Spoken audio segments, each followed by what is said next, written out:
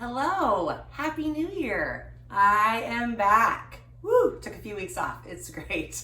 I needed it. Lots of focus time with my family and fun stuff. I hope that you had a great holiday, whatever you were up to. So, delighted to bite. New things coming in 2020. I'm not quite sure all that I'm going to be doing, but it'll be full of enthusiasm. I can guarantee you that. So, today I decided, last year I started the new year with Dutch baby pancakes. Go back in my, video history or whatever on my channel, YouTube channel, and you can see Dutch baby pancakes. It was a really great way to start the year. But this year, feeling like I'm ready for some cleanse, for some health. So, starting with some kale.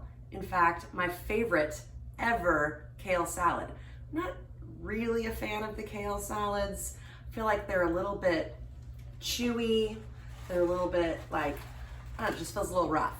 But you guys, there's a restaurant in Nashville called Tavern. It's in Midtown for you locals there or people that go to visit. I'm sure people that live there have been there because it's really good.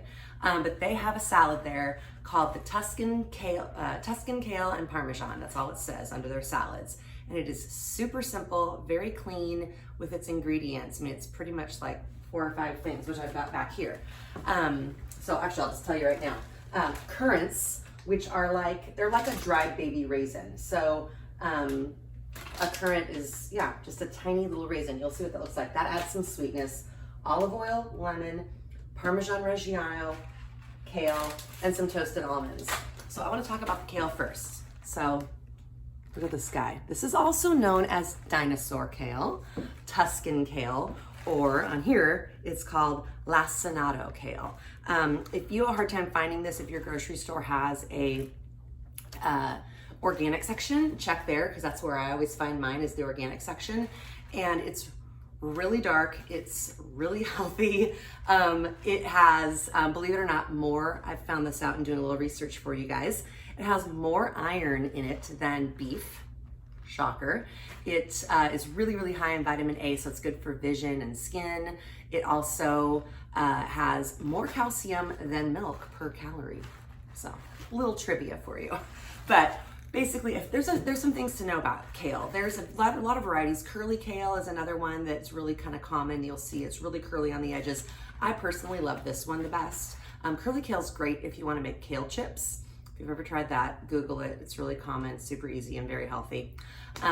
There's ornamental kale, which is like the flower ones that are purple and white in the center and then darker on the outside. Also known as, I think, Savoy kale. That's another name for that. There's red Russian kale, which is a smaller kind of purpley leafy. There's Chinese kale. I think it's also called Chinese cabbage.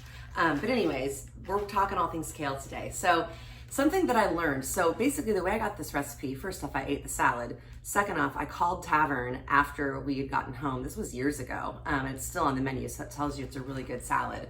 Probably 5 or 6 years ago, honestly, is when I had it the first time. But I got home and I couldn't stop thinking about it. That's the sign of something that's a good dish. And like I talked about in, what recipe? The apple onion pork jam, which was I think the last thing that I showed you guys. Never be afraid to ask if people will share the recipe. Don't assume that a restaurant won't tell you their secrets, because sometimes they will. So I called the restaurant and I was like, you guys, I'm from the Seattle area. I am obsessed with this salad. What are your secrets? Because my kale never tastes like the way your kale tastes. So a few tricks. Kale is really fibrous. And one of the things that they will do, if you aren't aware of this, is if you take sea salt, not table salt, not even kosher salt, but sea salt. There's something about that reacts with, I'm not a scientist, so please don't criticize here. But if you want to educate me kindly, bring it on. But something about the sea salt that reacts with the fibers or whatever within the kale. And when you chop up your kale, I chop it up pretty fine. In fact, I'm pretty certain that the Tavern might food process it. So I'm going to try that today with you guys, a little experiment time. But you mix in sea salt, massage it on the greens, and then let it sit for about 30 minutes. It just kind of breaks down and softens the leaf, and then it's much more palatable and much easier to eat. If you just took this and started chewing on it, you'd feel like you were just chewing on, a leaf you got from the forest, like a really thick leaf from the forest. So that's something that you really need to tuck away as a game changer for kale. So making the salad, this is more educational than it is actually making it. It's not that hard to make. You throw the things together, and it's about portions. And if you want to add a protein, you could add chicken or those non-meat like vegetable kind of crumbles I've heard about that are really popular. Shrimp is great, or just as is. It's really, really delicious. So I'll get started with kind of getting this kale softened with the sea salt, and we'll go from there. So I'm excited. A couple other things to know about kale. This white vein right here is really fibrous, and you do not want to eat that. So there's a couple things. You can either take a knife and slowly like cut on each side of this, or learned this when I was doing my externship when I was finishing culinary school, kind of like get the end started. See how I've kind of like started that, and then you guys, I take my finger like this, my pointer finger like this, and I just pull it down, voila, and voila. So this guy, trash or recycle, food waste, and then this guy gets chopped up. So another little tip. Okay guys, so my kale has been veined, all of these guys stripped out, and honestly that takes about like a minute, if that, for this huge pile of kale. So now if you didn't have a food processor, you can take and chop your kale relatively fine. I'm going to cut it into chunks, and again, I've not done this before, but when we were in Nashville in October, we went to this restaurant and I got the kale salad, of course, because it's amazing. And I noticed that their kale was actually not even in ribbons. It was just kind of like very, very like chopped, almost like you would chop up vegetables. I was kind of surprised by that. So I'm going to food process my kale and see what happens. I will show you on the other side here. If you can see, there we are. Sorry guys. So there it is. I'll kind of just chunked it up, and I'm going to pulse this. We'll see what happens. It may only get the bottom part, but we'll see. I don't want to like liquefy it. I just want to chop it. So yeah, we're getting the bottom. I'm going to give it a little stir with my hands and jam some of those bigger leaves down there.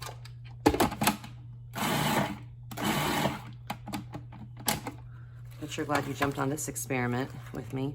So right down here, see how that's like almost like finely chopped like an herb? That is what the salad actually was like when I ate it. And you'll find that it's really nice to chew because it's not so chewy. And then we're going to do the sea salt massage trick, and that will even add to more softening of the green. All right, my kale is all chopped, you guys. So you can see it's almost like if you fine chopped an herb. You could totally do this by hand. Food processor's a little easier. So I've got sea salt, and I'm just going to sprinkle this somewhat generously. And this is where you're not going to need to really need to season your salad. But this is when I called the restaurant. I was like, seriously, what do you do to your kale? Why is it so good? And they said, oh, you got to put sea salt on the greens and mix it through, and then let it hang out for, you know, about a half hour or so. I've done it for less than that, but the combination of that and then pulsing up these greens or finely chopping them really gives like a softening to the chewiness of kale, which I know is kind of a complaint that a lot of people have about kale. So I really feel like this is a winner. Okay, my kale's been resting for about a half an hour with the sea salt, and it just, like I said, kind of makes that leaf just a little bit more tender. It's what they told me to do, so do it. It's important. So now it's the assembly part, which is really fun. So come on in, I'm going to show you what I got. Some Parmesan Regianno. You don't have to do this, but I pulsed mine since I already have my food processor out to make it more like little beads. Feels like it fits with the size of the leaves that are chopped. So it's, again, it was a Tuscan Kale Parmesan salad, so a fair amount of that will go in.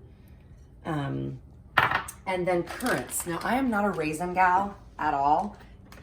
My friend Shannon Wittenberg, who loves the raisin, she knows I hate raisins. I mean, they're just not my thing. But these currants, for whatever reason, they just work. They're little, they add a sweetness and a little bit of a chew.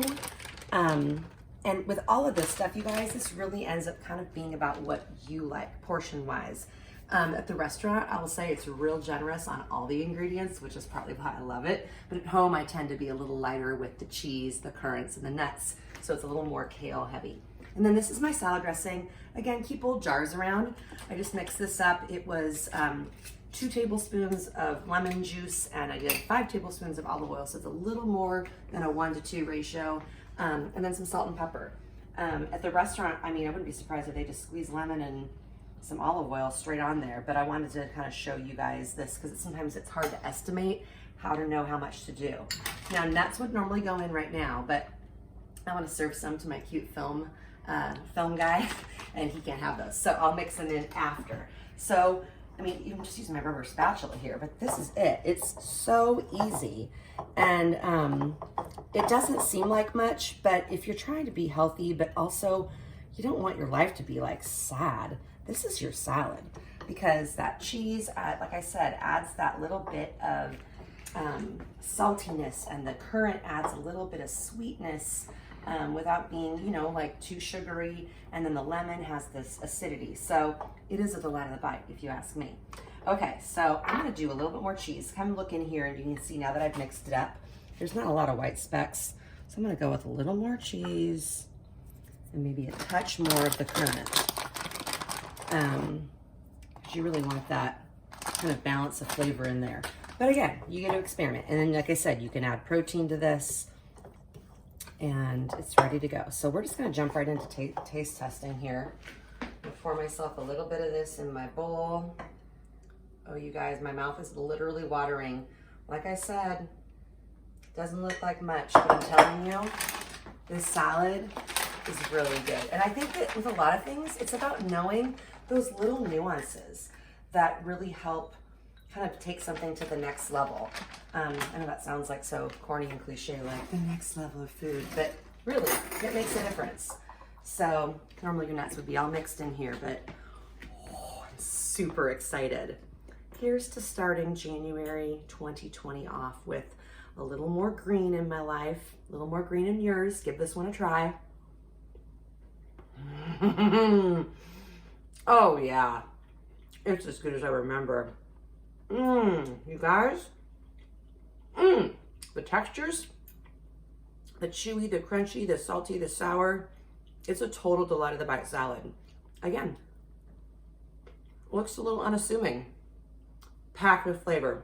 I had a second bite, I liked it so much. Okay. Sorry, a little party in my mouth. Okay, 2020, I can't wait. Subscribe, share, tell your friends. Let people know what I'm doing. I've already crossed the 400 mark and then some. I'm so pumped. So keep telling your friends about it and share on social media. Sign up for my Delight of the Bite Instagram if you haven't done so. I don't have green in my teeth. I'm real excited about the salad, but I'm looking forward to a new year with new delights, new bites, learning, growing, and hopefully having some fun. Thank you so much for watching, and have a great day.